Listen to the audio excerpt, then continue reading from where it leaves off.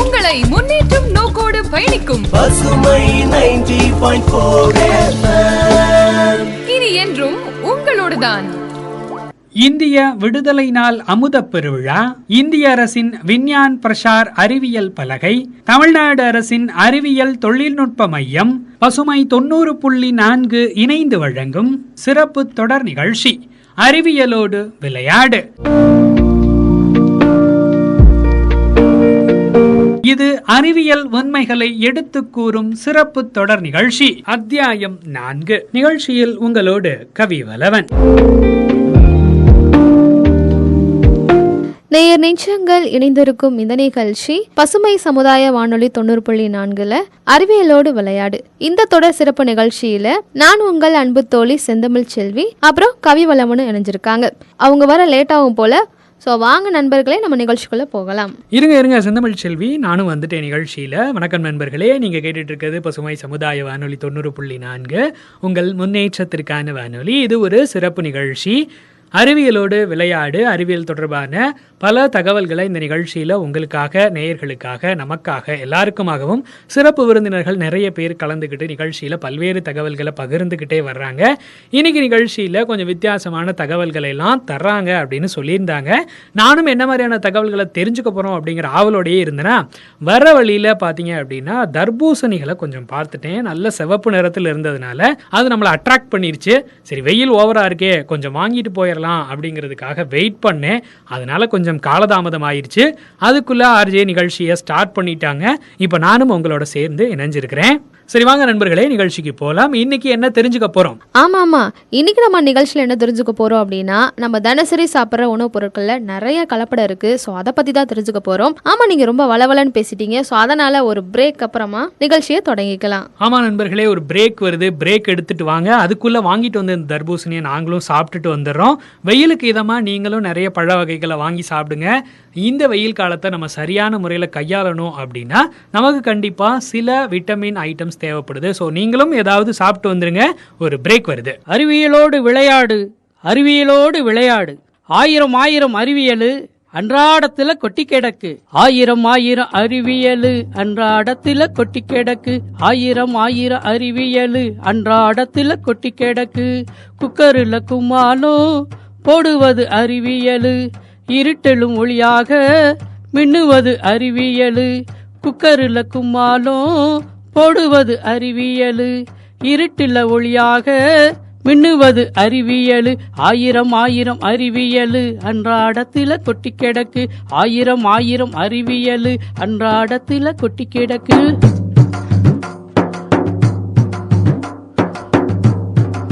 அணுவ பிளந்துதான் ஆராய்ச்சி செய்திடுவோம், அண்டம் முழுவதுமே அளந்து மகிழ்ந்திடுவோம். அணுவ பிளந்துதான் ஆராய்ச்சி செய்திடுவோம், அண்டம் முழுவதுமே அளந்து மகிழ்ந்திடுவோம். கணினியில் கல்வியுமே கற்றுத்தரும் அறிவியலே, கைபேசி முகநூலில் கருத்தாக்கம் அறிவியலே. கணினியில் கல்வியுமே கற்றுத்தரும் அறிவியலே, கைபேசி முகநூலில் கருத்தாக்கம் அறிவியலே. ஆயிரம் ஆயிரம் அறிவியலு அன்றாடத்துல கொட்டி கிடக்கு. ஆயிரம் ஆயிரம் அறிவியலு அன்றாடத்துல கொட்டி கிடக்கு.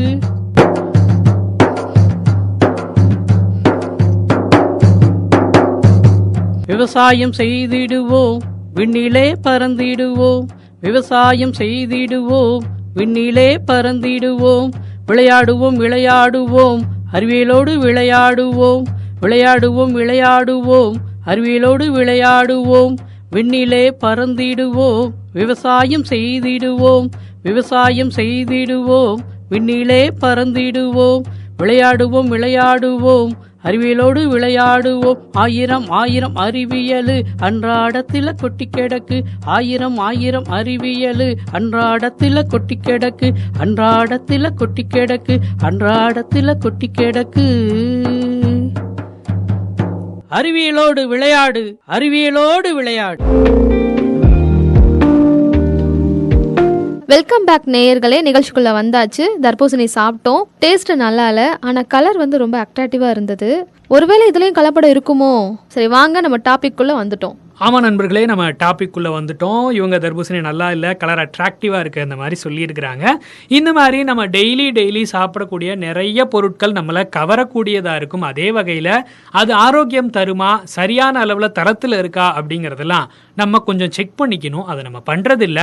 இந்த அறிவியலோடு விளையாடு சிறப்பு தொடர் நிகழ்ச்சியில் இன்னைக்கு கலப்படம் சார்ந்த சில தகவல்களை நம்ம தெரிஞ்சுக்க போகிறோம். அதே மாதிரி சின்ன சின்ன பொருட்களை நம்ம வீட்டில் வாங்கும்போதே எப்படி செக் பண்ணி வாங்கிக்க முடியும் அப்படிங்கிற மாதிரியான சின்ன டெஸ்ட்டுகளையும் தெரிஞ்சுக்க போகிறோம். இதெல்லாம் யார் நமக்கு சொல்ல போகிறாங்க அப்படின்னு பார்த்தீங்கன்னா, சிறப்பு விருந்தினர் ஒருத்தர் நிகழ்ச்சியில் இணைய போகிறாரு. இந்திய வளர்ச்சி இயக்கத்தோட மாவட்ட ஒருங்கிணைப்பாளர் திரு எஸ் மணி அற்புதராஜ் அவர்கள் தான் இந்த மாதிரியான டெஸ்ட் பற்றி சில விஷயங்களை நம்ம கூட பகிர்ந்துக்க போகிறாரு. வாங்க நிகழ்ச்சிக்கு போகலாம். நான் திண்டுக்கல் எஸ் மணி அற்புதராஜ், இந்திய வளர்ச்சி இயக்கம் எய்ர் இந்தியாவினுடைய மாவட்ட ஒருங்கிணைப்பாளர். நான் இன்னைக்கு என்ன டாப்பிக்கில் உங்ககிட்ட பேச போகிறேன்னு சொன்னால், நாம் அவசரமாக செய்யக்கூடிய சில காரியங்களில் எதெல்லாம் நம்ம தவற விட்டுருக்கோம், எதெல்லாம் நம்ம கண்டுக்காமல் விட்டுருக்கோங்கிற பற்றி தான் பேச போகிறோம். அதிலையும் குறிப்பாக நம்முடைய அத்தியாவசியமான உணவை பற்றி தான் நம்ம பேச போகிறோம். ஸோ அவசரமாக இயங்கிக்கிட்டு இருக்கிற இந்த உலகத்தில் நாமளுமே இயந்திரமாக அவசரமாக வேலைக்கு கிளம்புறோம், பிள்ளைகளை ஸ்கூலுக்கு அனுப்புகிறோம், வீட்டு வேலைகளை அவசரமாக முடிக்கிறோம், கிடைக்கிறத சாப்பிட்றோம், அவசரமாக சாப்பிட்டு நம்முடைய அன்றாட வாழ்க்கையில் நம்ம ஓடிட்டு இருக்கிற இந்த வேலையில் உணவு நம்முடைய வாழ்க்கையில் எந்தெந்த ஒரு தாக்கத்தை ஏற்படுத்துது, என்ன முக்கியத்துவம் வாய்ந்தது அப்படிங்கிறத நாம் இப்போ பேச போகிறோம். இந்த தகவல் அனைத்தும் பார்த்திங்கன்னா நம்முடைய உணவு பாதுகாப்பு துறை கொடுத்த ஒரு தகவலின் படி தான் இந்த தகவலை நான் உங்கள்கிட்ட பகிர்றேன். ஸோ எதை பற்றி பேச போகிறோன்னு சொன்னால், என்னென்ன கலப்படங்கள் நம்ம பயன்படுத்தக்கூடிய பொருட்களில் கலக்கப்படுது, அதெல்லாம் எப்படி நம்ம வீட்டில் இருந்தே கண்டுபிடிக்கலாம் அப்படிங்கிறத இதை பற்றி நம்ம பார்க்க போகிறோம். ஸோ முதல்ல நான் வந்துட்டு தேன், இனிப்பான ஒரு முக்கியமான விஷயம். அது தேன்கிறது நம்முடைய சுவைகளிலேயே மிக உச்சத்தள்ளக்கூடிய இருக்கக்கூடிய ஒன்று. அது தேனீக்களுடைய கூட்டு உழைப்பில் கிடைச்ச ஒரு அற்புதமான இயற்கை கொடை. ஆனால் அந்த தேனில் என்னென்ன கலப்படம் இருக்குது அப்படிங்கிறத நம்ம பார்க்கணும் இல்லையா? ஸோ எப்படி இதை கண்டுபிடிக்கலாம்? ஏன்னா தேன் வந்துட்டு மலைகளில் கிடைக்கக்கூடிய ஒன்று. அதை வந்துட்டு எளிதாக பெற்றுவிட முடியாது. கடைகள்லையோ எங்கேயாவது நம்ம அதுக்கான கிராம மக்கள்கிட்ட நம்ம வாங்க முடியும். அதில் என்ன கலப்படம் இருக்குது அப்படின்னு பார்த்தோன்னா, சில தேன்களில் இயற்கையான தேன் இல்லை. அதான் உண்மை, அதிர்ச்சியான உண்மை. தேனில் என்னென்ன கலப்படம் கலக்கிறாங்க? அதில் சர்க்கரை பாகு, சர்க்கரையை வந்துட்டு நல்லா காய்ச்சி அதில் வரக்கூடிய ஒரு திரவம் தான் தேனாக வந்துட்டு நம்மகிட்ட விற்கிறாங்க. அது எப்படி கண்டுபிடிக்கலாம் அப்படின்னா, நீங்கள் வாங்குகிற தேனை, அது கடைகளில் வாங்கின தேனாக இருக்கலாம், இல்லை ஒரு சாதாரண வியாபாரிகிட்ட வாங்குகிற தேனாக இருக்கலாம். எதுவாக இருந்தாலும் நீங்கள் ஒரு தேன் வாங்கிட்டீங்க அப்படின்னா, அதை ஒரு தண்ணி ஒரு டம்ளரில் ஊற்றி அதில் நீங்கள் தேனை ஒரு சொட்டு கலக்கினீங்கன்னா, அது வந்துட்டு அதில் ஒரு 3 நிமிடம் 5 நிமிடம் நீங்கள் அதை பார்க்கணும். அந்த தண்ணியில் அந்த தேன் வந்துட்டு கரைஞ்சி போயிடுச்சு, அதில் மிக்ஸ் ஆகிடுச்சு அப்படின்னு சொன்னால் அது கலப்படம் நிறைந்த தேன், அது தேனே கிடையாது. அப்போ சுத்தமான தேன் எப்படி இருக்கும் அப்படின்னு சொன்னால், தண்ணியில் நம்ம தேனை அதில் விடும்போது அது வந்துட்டு அது அப்படியே தான் இருக்கும். தண்ணியில் வந்துட்டு அது கலக்காமல் இருக்கும். 5 நிமிஷம் 10 நிமிஷம் ஆனாலும் அந்த தேன் வந்துட்டு அப்படியே இருக்கும். அப்போ அந்த தேன் தான் சுத்தமான தேன் அப்படின்னு நம்ம எடுத்துக்கலாம். ஸோ தேனில் வந்துட்டு இப்படி தான் நம்ம கலப்படத்தை நம்ம கண்டுபிடிக்கணும். இன்னும் பார்த்தோன்னு சொன்னால், பழங்கள் காய்கறியில் நிறைய கலப்படம் பண்ணுறாங்க. ஃபார் எக்ஸாம்பிள் பார்த்தீங்கன்னு சொன்னால், பட்டாணி பார்த்துருப்பீங்க. பட்டாணி நல்லா பச்சை பசைன்னு சில கடைகளில் பார்த்துருப்போம், சில சந்தைகளில் பார்த்துருப்போம். நல்ல பச்சையாக இருக்கும். ஆனால் அது உண்மையான இயற்கையான பச்சையா அப்படின்னு பார்த்தா இல்லை. அப்போ அது எப்படி நம்ம கண்டுபிடிக்கிறது? பட்டாணி, வெண்டைக்காய், பச்சை மிளகாய், அந்த பச்சை பச்சையாக இருக்கிற காய்கறிலாம் பார்த்திங்கன்னா அதனுடைய நிறம் இன்னும் கவர விதமாக இருக்கிறதுக்காண்டி அதில் சில ரசாயன பொருட்கள்லாம் சேர்க்குறாங்க. அது எப்படி கண்டுபிடிக்கலாம் அப்படின்னு சொன்னால், நீங்கள் அந்த பட்டாணி வாங்குறீங்கன்னா அந்த பட்டாணியை ஒரு ஈர துணியிலையோ இல்லை டிஷ்யூ பேப்பர் இருக்கு இல்லையா, அதில் நீங்கள் தொடச்சி பார்த்தீங்கன்னா அதில் சாயம் அந்த துணியில் ஒட்டும். இப்போ வெள்ளை கர்ச்சீப் ஏதாவது வச்சுருக்கீங்க, இல்லை ஈர துணி இருக்குது, இல்லை ஒரு டிஷ்யூ பேப்பரில் லைட்டாக தண்ணி தடவி அந்த வெண்டைக்காய் மேலே தேய்ங்க, பச்சை மிளகாய் மேலே தேய்ங்க. இதெல்லாம் ரொம்ப டார்க், நல்ல க்ரீனிஷாக இருக்கும். அதெல்லாம் நீங்கள் நல்லா செக் பண்ணி பார்க்கலாம். ஸோ எல்லா காய்க்கும் அப்படி இருக்குமான்னு சொல்ல முடியாது. அப்போ நீங்கள் எது கலப்படமோடு இருக்குது அப்படின்னு பார்க்கும்போது, இந்த காய்கறிகளை நீங்கள் டிஷ்யூ பேப்பர் மூலியமாகவோ இல்லை தண்ணி மூலியமாகவோ அந்த பேப்பரை நீங்கள் தேய்க்கும்போது அதில் இருக்கிற பச்சை ரசாயனம் நல்லாவே உங்களுக்கு கண்ணுக்கு புலப்படும்.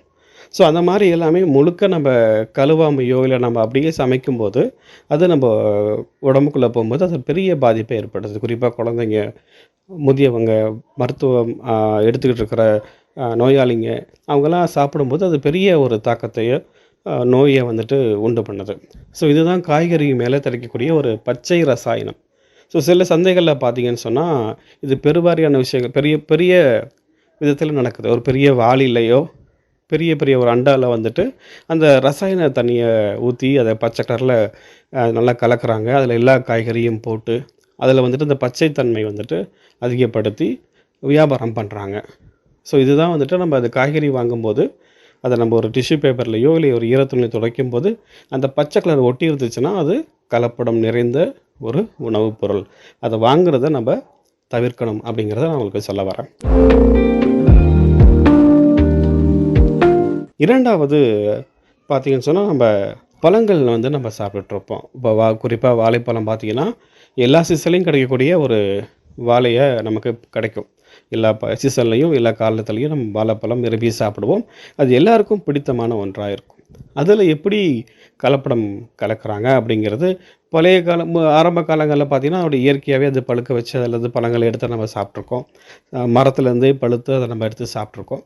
ஆனால் இப்போ எப்படி கலப்படம் செய்கிறாங்க அப்படின்னு பார்த்தோன்னு சொன்னால் வாழைப்பழம் நீங்கள் சந்தைகள்லையோ இல்லை சாலையோரங்கள்லையோ கடைகள்லையோ பார்க்கும்போது அது அதோட நிறமே நமக்கு காட்டி கொடுத்துரும். அது இயற்கையாக பழுக்க வைக்கப்பட்டதா இல்லை செயற்கை முறையில் அது பழுத்ததா அப்படின்னு பார்க்கும்போது அதோடைய நிறம், வாழையினுடைய நிறம் மஞ்சள். அப்படியா? கரெக்டு தானே? அந்த மஞ்சள் நிறத்தை எப்படி நம்ம ஐடென்டிஃபை பண்ணுறது? ஸோ மஞ்சள் நிறத்தில் இருக்கிற வாழைப்பழம் அதோடைய காம்பும் மஞ்சள் நிறத்தில் ஒரு சீப்பை நீங்கள் எடுக்கிறீங்க, ஒரு வாழைப்பழத்தை எடுக்கிறீங்க, வாழைப்பழம் முழுவதும் மஞ்சள் நிறத்தில் இருக்குது அப்படின்னு சொன்னால் அது ரசாயன முறையில் பழுக்கப்பட்ட ஒரு கலப்படம் நிறைந்த ஒன்று. அதை நம்ம உறுதிப்படுத்திக்கலாம். இயற்கையாக விளையிற இயற்கையாக பழுக்கக்கூடிய பழம் எப்படி இருக்குன்னு சொன்னால் பாதி பச்சையாகவும் மஞ்சள் நிறமாகவும் இருக்கும். அது பச்சை நிறத்துலேருந்து அது மஞ்சள் நிறத்திற்கு அது மாறும் இல்லையா? அதுதான் நம்ம இயற்கை முறையில் பழுக்கப்பட்ட பழமாக நம்ம எடுத்துக்கணும். அப்போ முழுவதும் மஞ்சளாக இருக்குது அந்த ரசாயனம் தட்டம்னது பார்த்திங்கன்னா முழுவதும் மஞ்சளாக்கிறோம். அது காம்பு உட்பட எல்லா பகுதியும் மஞ்சள்னு ஆக்கிரும். அப்படி ஆனது தான் அது கலப்படம் நிறைந்த ரசாயன முறையில் பழுக்க வைக்கப்பட்ட பழமாக இருக்கும். ஸோ இதை நம்ம ஒரு கடைகளில் வாங்கி பார்க்கும்போது நம்ம இதெல்லாம் நம்ம உன்னிப்பாக கவனிக்கணும், என்னென்னலாம் எப்படி அது பழுக்க வச்சுருக்காங்க அப்படின்னு. ஸோ ரசாயன மூலயமா பழுக்கப்பட்ட பழம் அது முழுமை அடையாத பழம். அதில் எந்த விதமான முழுமை சத்தும் நமக்கு கிடைக்காது. ஸோ வாழைப்பழத்தில் நாம் முழுவதும் பார்க்கணும், காம்பையும் பார்க்கணும், அதோடைய மேல் உள்ள தோலையும் பார்க்கணும். தோல் மட்டும் மஞ்சள் நிறத்தில் இருந்தால் அது இயற்கையான பழுக்கப்பட்ட பழம். முழுவதுமாக மஞ்சள் நிறம், காம்பு உட்பட மஞ்சள் நிறமாக இருந்தால் அது ரசாயனம் கலந்த செயற்கை முறையில் பழுக்கப்பட்ட பழம்.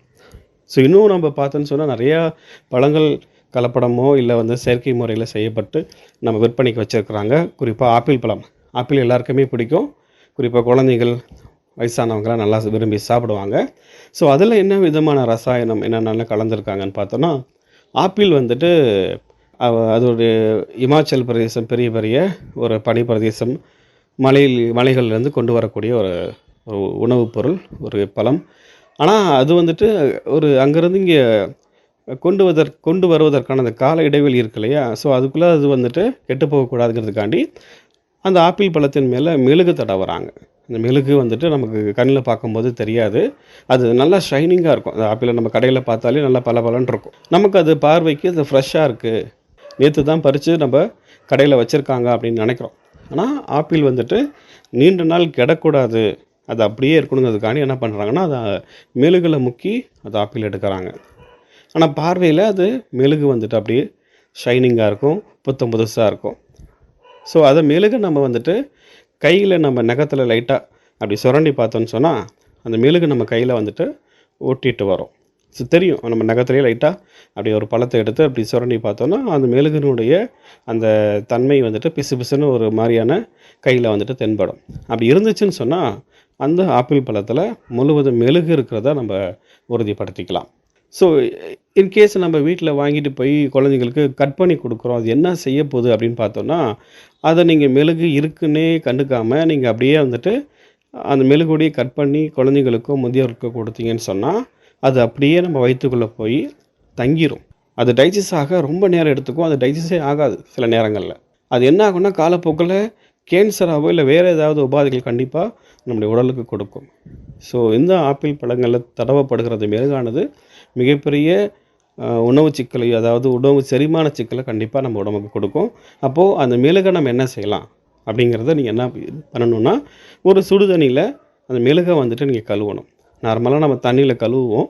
இதை வந்துட்டு நீங்கள் சுடு தண்ணியில் நீங்கள் ஹாட் வாட்டர்னு சொல்கிறோம் இல்லையா, அதை நீங்கள் ஆப்பிள் மேலே, அந்த மெழுகு தடவிய ஆப்பிள் மேலே நீங்கள் ஊற்றும் போது அந்த மெழுகு எல்லாமே உருகி கீழே வர்றதுக்கான வாய்ப்பு இருக்குது.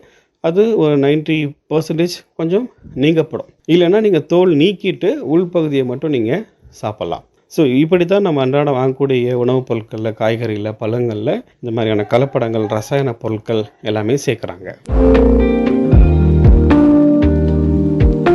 இன்னும் குறிப்பாக பார்த்தோன்னு சொன்னால், இந்த சம்மரில், இந்த கோடை காலத்தில் நம்ம விரும்பி சாப்பிடக்கூடிய ஒரு அற்புதமான இயற்கை கொடை தர்பூசணி. ஸோ தர்பூசணி பார்த்திங்கன்னு சொன்னால் அதிக நீர்சத்து உள்ள ஒரு பழம். தர்பூசணி நமக்கு கோடை காலத்தில் கிடச்ச ஒரு அருமருந்து, ஒரு அற்புதமான ஒரு தாகம் தீர்க்கும் ஒரு பழம். அதுலேயும் வந்துட்டு கலப்படம் பண்ணுறாங்க. என்ன கலப்படம் பண்ணுறாங்க அப்படின்னு பார்த்தா, தர்பூசணியினுடைய நிறம் இருக்குல்லையே, அது சிகப்பு கலர் நிறம். ஸோ அதை பார்க்கும்போதே அந்த கடையில் வெட்டி வெட்டி வச்சுருக்கும் போதே நமக்கு கண்ணில் வந்துட்டு உறுத்தும். அதை வாங்கி அப்படியே சாப்பிட்ணும் அப்படின்னு தோணும். தர்பூசணியில் பார்த்தீங்கன்னு சொன்னால் அந்த நிறத்துக்காக என்ன பண்ணுறாங்கன்னா, சிகப்பு கலரில் நிறத்தை ஊசி மூலயமா அது நிறத்தை பழத்தின் உள்ள செலுத்துகிறாங்க, இன்ஜெக்ஷன் பண்ணுறாங்க. ஒரு செஞ்சு மூலயமா அந்த நிறத்தை எடுத்து அந்த பழத்துக்குள்ளார அவங்க செலுத்தும் போது அந்த பழம் பார்த்திங்கன்னா முழுவதும் சிகப்பாயிடுது, இன்னும் டார்க் ரெட் ஆகிடுது. அப்போ பார்க்குற வாடிக்கையாளர்களுக்கு, மக்களுக்கு அது இன்னும் அட்ராக்டிவாக இருக்குது, அதை வாங்கி சாப்பிடணும்னு தோணுது. அப்போது இது எப்படி கண்டுபிடிக்கலாம் அப்படின்னு பார்த்தீங்கன்னா, ஒரு டிஷ்யூ பேப்பர், ஒரு வெள்ளை பேப்பரோ டிஷ்யூ பேப்பர் எடுத்து அந்த தர்பூசணி கட் பண்ணி கொடுத்துருப்பாங்க இல்லையா, ஒரு ஸ்லைஸ், அதில் நீங்கள் அந்த பேப்பரை தொட்டு அப்படியே நல்லா வச்சு எடுத்திங்கன்னா அதில் அந்த சாயம் படிஞ்சிருக்கும். இயற்கையாகவே பழுக்கப்பட்ட தர்பூசணியில் அந்த சாயம் படியாது, சாயமே இருக்காது. இயற்கையில் பழம் அந்த இயற்கை நிறத்தோடு இருக்கும். நம்ம டிஷ்யூ பேப்பரையோ இல்லை ஏதாவது ஈரத்துணி வைக்கும்போதோ அதனுடைய சாயம் அதில் ஏறவே ஏறாது, ஏன்னா இயற்கை பழுக்கப்பட்டது. ஆனால் செயற்கை மூலயமா அதில் செலுத்தக்கூடிய இன்ஜெக்ஷன் இருக்கு இல்லையா, அந்த சாயம் அந்த பழம் முழுக்க நிரம்பி இருக்கும். அப்போ ஒரு டிஷ்யூ பேப்பர் வச்சு நம்ம அதில் வச்சு எடுத்தோன்னு சொன்னால் அந்த சாயம் அதில் அப்படியே படிஞ்சிருக்கும். அப்போ நம்ம என்ன பண்ணணும்னா, அந்த மாதிரி படிஞ்ச தர்பூசணியை கடைக்காரனமே திருப்பி கொடுத்துடணும், எனக்கு வேண்டான்னு கொடுத்துடணும். இல்லை இதில் நீங்கள் கலப்படம் கலந்துருக்கீங்கன்னு சொல்லி கொடுத்துடணும். குழந்தைங்களுக்கு கொடுக்குறத நம்ம அவாய்ட் பண்ணணும். இதுதான் நம்ம இந்த மாதிரியான உணவுப் பொருட்களில் உள்ள கலப்படத்தை வந்துட்டு நம்ம கண்டுபிடிக்கக்கூடிய யுக்திகள். இதுக்கு மேலேயும் இந்த மாதிரியான தவறுகள் நடக்கும்போது நீங்கள் இந்த கடை உரிமையாளரை நீங்கள் முறையிடலாம். இந்த மாதிரி உங்களுடைய காய்கறி கடைகளில் இந்த மாதிரிங்க சாயம் இருக்குது, நீங்களே பாருங்கன்னு சொல்லி அந்த கடை உரிமையாளரிடம் நீங்கள் வந்துட்டு முறையிடலாம். நமக்கு வந்துட்டு உணவு பாதுகாப்புத்துறை பக்கபலமாக இருக்காங்க. அவங்களுக்கு நீங்கள் வந்து தொடர்பு கொண்டு உங்களுடைய குறைகளையும் உங்களுடைய நீங்கள் சந்திக்கக்கூடிய இந்த பிரச்சனையை நீங்கள் அவங்களுக்கு சொன்னீங்கன்னா அவங்க நேரடியாக வந்து கடையை ஆய்வு செய்து நீங்கள் சொன்னது உண்மையை கலப்படம் கலக்கப்பட்டது அப்படிங்கிறத அவங்களையும் உறுதிப்படுத்திட்டு இதுக்கான தீர்வையும் அவங்க சொல்லுவாங்க. அனைவரும் நல்ல ஆரோக்கியமான உணவு முறையை நாம் பின்பற்றுவோம். சத்தான ஆரோக்கியமான காய்கறிகளையும் பழங்களையும் நாம் உண்டு நல்ல வாழ்வு வாழ்வோம். மீண்டும் சந்திப்போம். நன்றி. பாத்தீங்களா, அப்ப நல்ல கலப்படமான தர்பூசணி தான் என்கிட்ட வாங்கி கொடுத்துருக்கீங்க. மன்னிச்சிருங்க, அடுத்த டைம் வாங்கும்போது சார் சொன்ன மாதிரி ஒரு டிஷ்யூ பேப்பர் வச்சு தொட்டு பார்க்குறேன். நிறம் இருந்தால் அதை விட்டுட்டு வந்துடுறேன். நிறம் இல்லாமல், அதாவது டிஷ்யூ பேப்பரில் ஒட்டாமல் இருக்குங்கிற பட்சத்தில் அது நல்ல தர்பூசணியாக இருக்கும், அதை நம்ம வாங்குவோம். இன்றைக்கி இந்த மாதிரியான சில டெஸ்ட்டுகளை நம்ம கேட்டு தெரிஞ்சுக்கிட்டு இருக்கோம். இந்த மாதிரி நிறைய விஷயங்களை நம்ம அன்றாட வாழ்க்கையிலேயே செஞ்சு பார்க்கும் பொழுது சில விஷயங்களில், அதாவது ஆரோக்கியமற்ற பொருட்கள்ல இருந்து நம்மளை நாம் காப்பாற்றிக்க முடியும் அப்படிங்கிறத நம்ம தெரிஞ்சுக்குவோம். இனி நிகழ்ச்சியில் நம்ம நிறைய தகவல்களை கேட்டு தெரிஞ்சுட்டோம். ஸோ இது வந்து கண்டிப்பாக நமக்கு நல்ல பயனுள்ளதாக இருக்கும். கலப்படம் இல்லாத உலகத்தை இனிமேல் வேற ஒரு யூனிவர்ஸில் நம்ம தேடி தான் கண்டுபிடிக்கணும். அந்த அளவுக்கு உலகம் முழுக்க கலப்படம் நிறைஞ்சுதான் இருக்குது. மண்ணில் ஆரம்பித்து நம்ம சாப்பிட்ற உணவுப் பொருட்கள்லேருந்து பயன்படுத்தக்கூடிய எல்லா பொருட்கள்லையுமே கலப்படம் நிறைஞ்சு தான் இருக்குது அப்படின்னு தான் சொல்லணும். இன்றைக்கி இந்த நிகழ்ச்சி வழியாக ஒரு சின்ன விழிப்புணர்வு நம்ம எல்லாருக்கும் ஏற்பட்டிருக்கு அப்படிங்கிறது ரொம்ப பெரிய விஷயமா பார்க்கிறோம். இன்னொரு நிகழ்ச்சியில் உங்களை சந்திக்கும் வரை உங்களிடமிருந்து விடை பெறுவது உங்கள் அன்பு தோழன் கவி வலவன் மற்றும் செந்தமிழ் செல்வி. பாய் நண்பர்களே.